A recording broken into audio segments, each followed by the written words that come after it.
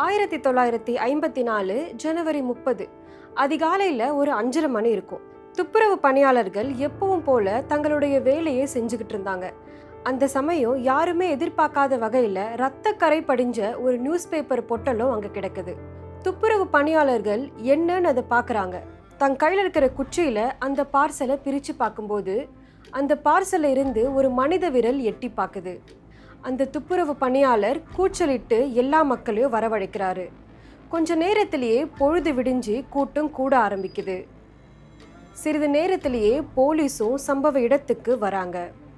சம்பவ இடத்துக்கு வந்த போலீசார் அந்த பார்சலை பிரித்து பார்க்கும்போது அந்த பார்சல்ல 2 கைகள் வெட்டப்பட்டு துண்டு துண்டா கிடக்குது.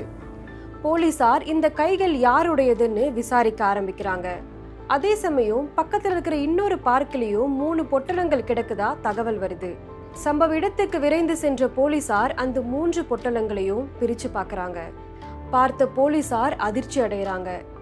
அப்படி அந்த பொட்டலத்துல என்ன இருந்தது? யாருடையது இந்த உடல் பாகங்கள்? பார்ப்போம் குற்றமும் தீர்ப்பும் நிகழ்ச்சியில்.